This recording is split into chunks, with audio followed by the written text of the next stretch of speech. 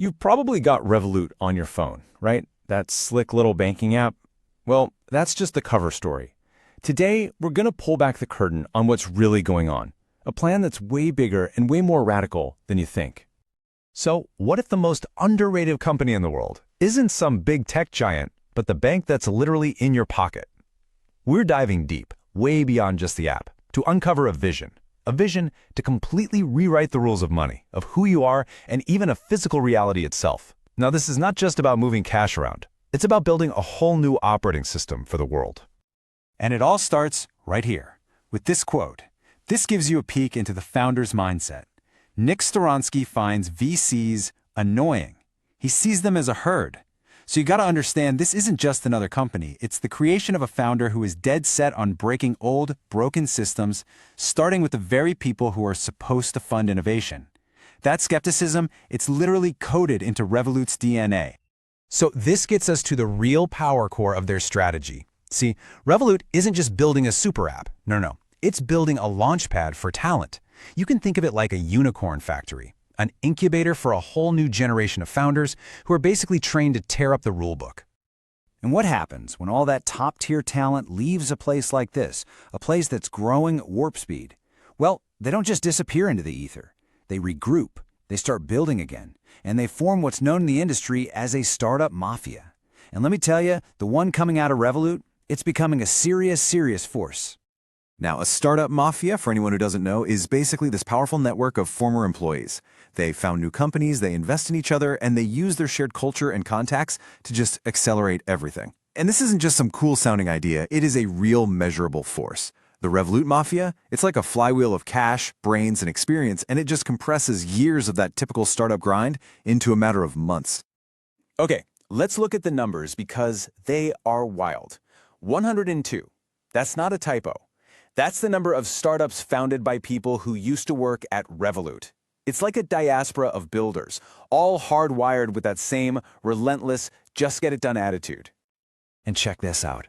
Together, these alumni have raised $2.2 billion. Now, to put that into perspective for you, this network of ex-employees has raised more money than Revolut itself had by 2023. Think about that. The kids have literally out-earned the parent. And it's not just that they get funded. They get funded big, right from day one. Look at this chart. It shows that when a Revolut alum starts a company, their first round of funding, the pre-seed round, is 4 times bigger than the average in Europe. 4 times. That's not just luck. That's what you call the Revolut halo effect.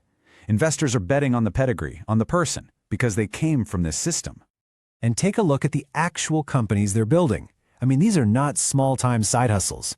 We're talking about huge industries, social investing, fraud prevention, even tackling the energy grid.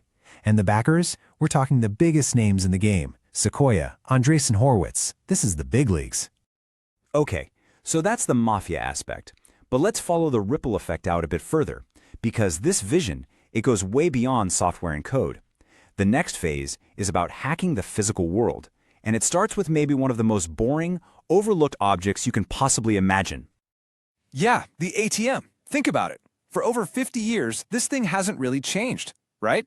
It went from paper vouchers to magnetic stripes to touchscreens, but it's still just a box that spits out cash. It's a dumb terminal. So what if its purpose wasn't just to dispense cash?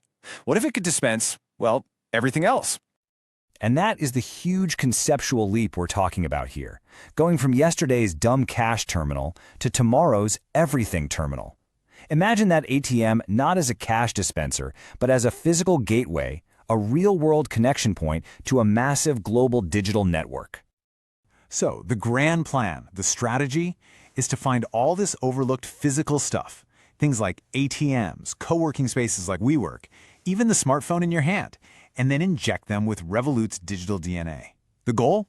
To create this completely seamless bridge between your online life and the offline world. Okay, so what does this everything machine actually do? I mean, what's the vision here? Let's break it down.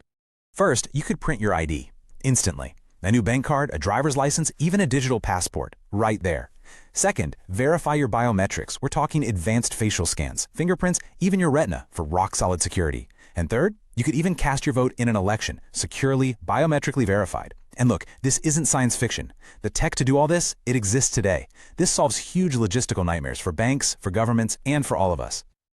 All right, so let's start connecting the dots here. You have the Fintech Mafia building new tools. You have the plan to hack physical infrastructure. You have this idea of an everything machine. All of these threads, they're not separate. They all lead to one single and honestly pretty radical destination. Just think about this number for a second. 40 million. That's how many users Revolut already has who have been fully verified what's called KYC, or Know Your Customer. Now, that's not just a customer list. That is a digital identity network, a network that's bigger than the population of a lot of countries. It's like a ready-made digital citizenry. And this is where it goes way beyond just banking. This network becomes the foundation for something new, a portable, reusable digital identity. An identity that isn't tied to one specific government, but is tied directly to you, and is verified by the same institution that you already trust with your money. What's the end game? Well, it's a whole new financial order, one where who you are and what you own are totally borderless. They're cryptographically secure, and they can be verified instantly, anywhere on the planet. And that brings us to the final, really provocative idea here. It's about materializing that identity. It means taking this digital concept of you out of the cloud and embedding it, making it real in the physical world. So let me just leave you with this question. Will your next passport be issued by a bank? Because that's the true scale of this ambition. It's not about being a slightly better bank. It's about building an entirely new, parallel infrastructure for identity and for governance. A future where the line between a bank and a nation state, well, it starts to get very, very blurry.